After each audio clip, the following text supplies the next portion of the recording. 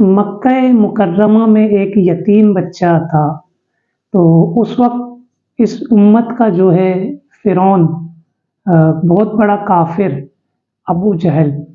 اس نے اس کی پرورش کا ذمہ لیا۔ ہونا تو یہ چاہیے تھا کہ وہ اچھی دیکھ بھال کرتا، پرورش کرتا،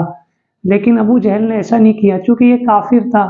مال و دولت کا پجاری تھا، حرص و ہوس کی وجہ سے اس نے بچے کی ذمہ داری کی، پرورش کی ذمہ داری تو لی، لیکن جب بچہ بڑا ہوا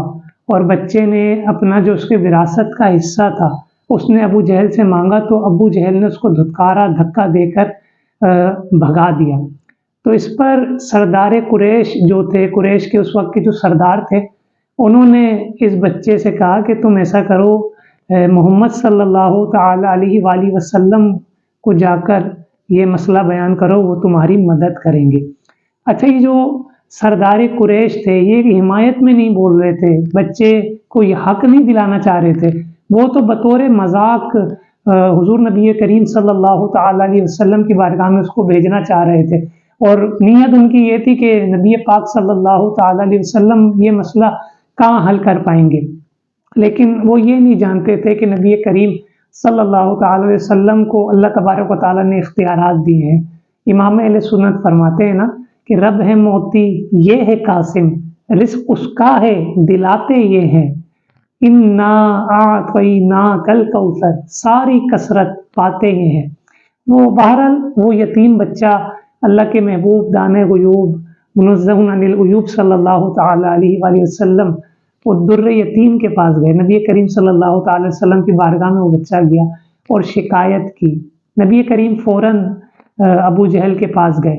جب اللہ کے اس محبوب صلی اللہ تعالی علیہ وسلم کو سردار قریش نے دیکھا تو وہ یہ گمان کرنے لگے کہ فرعون جو ہے نبی کریم صلی اللہ تعالی علیہ وسلم سے گستاخی کرے گا، بے ادبی کرے گا، اکڑے گا، لیکن ایسا نہیں ہوا۔ اللہ کے محبوب کے جہاں قدم لگ جاتے ہیں تو کیا ہی بات ہوتی ہے۔ جیسے ہی محبوب دو عالم صلی اللہ تعالی علیہ وسلم ابو جہل کے پاس گئے، ابو جہل کو تو غصہ آنا چاہیے تھا بظاہر، لیکن ابو جہل اللہ کے محبوب صلی اللہ تعالی علیہ وسلم کے ادب میں کھڑا ہو گیا، استقبال میں کھڑا ہو گیا اور اس یتیم کا مال واپسی دے دیا۔ تو سردار قریش جو تھے وہ لوگ حیران ہوئے کہ یہ خود کھڑا ہو کے پہلے مال غصب کیا، یتیم کا مال غصب کر لیا، چھین لیا، اس کو دیا نہیں، اور اب خود دے رہے۔ تو اس سے ابو جہل سے پوچھا کہ تم نے ایسا کیوں کیا؟ ابو جہل کہنے لگا کہ محمد صلی اللہ تعالی علیہ وسلم جب آ رہے تھے، ان کی دائیں طرف اور بائیں طرف ایک دو نیزے آ رہے تھے، تو مجھے یہ ڈر لگا کہ یہ نیزے مجھے پھاڑ نہ ڈالیں۔ تو یہ اللہ کے محبوب کا روپ تھا۔ اور امام اہل سنت ایک اور جگہ بڑا پیارا شعر لکھتے ہیں نا کہ تیرے قدموں میں جو ہے غیر کی ٹھوکر پہ نہ ڈال، جھڑکیاں کھائیں کہا چھوڑ کے تلوا تیرا۔ حضور تو دیکھے جان ہے، وہ سورج کو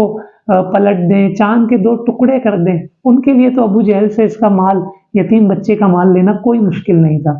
تو ہمیں بھی چاہیے کہ ہم یتیم کا جو مال ہے اس کو رکھیں نہیں، وراثت میں آئے جیسے بھی آئے اس کو دے دینا چاہیے۔ ترمذی شریف کی روایت کا مضمون ہے، رسول ہاشمی محمد عربی صلی اللہ تعالی علیہ وآلہ وسلم نے کچھ یوں ارشاد فرمایا، جو محض اللہ کی رضا کے لیے یتیم کے سر پر ہاتھ پھیرتا ہے تو اللہ تبارک و تعالیٰ جتنے یعنی اس کے ہاتھ میں بال آتے ہیں، اللہ تبارک و تعالیٰ اتنی نیکیاں، ہر بال کے عوض اس کو نیکیاں عطا فرماتا ہے۔ اسی طریقے سے مزید اس میں ارشاد فرمایا کہ جو یتیم بچے یا بچی پر احسان کرتا ہے، کل بروز قیامت حضور نے 2 انگلیوں کا اشارہ کیا کہ کل بروز قیامت وہ اور میں اس طرح ہوں گے، جس طرح یہ 2 انگلیاں قریب ہیں، جو یتیم بچے یا بچی پر احسان کرتا ہے۔ تو دیکھیں کتنا زبردست طریقہ ہے۔ یہ تو صرف اس کی شرح میں جہاں پڑھا ایک بڑی پیاری خوبصورت بات آئی کہ جو ہاتھ پھیرتا ہے، احسان کرتا ہے تو اس کی یہ شان ہے، لیکن جو یتیم بچے کی پرورش کرے، وہ اجنبی ہو یا رشتہ دار میں ہو، اس کی دیکھ بھال کرے، اس کے کھانے پینے کے معاملات کرے، ایڈوپٹ کر کے اس کو پالے، تو اس کی نیکیوں کا عالم کیا ہوگا۔ یہی اس کی شرح میں ایک اور بڑی پیاری بات اس میں ہے، جب یتیم بچے کے سر پر آپ ہاتھ پھیریں گے، جیسا کہ حدیث پاک میں آیا، تو یہ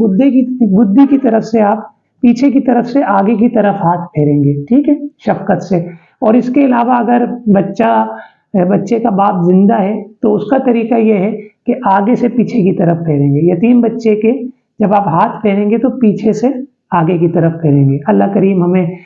यतीमों के साथ अच्छा सलूक करने की तौफ़ीक़ अता फ़रमाए, बेसहारों का सहारा बनने की तौफ़ीक़ अता फ़रमाए।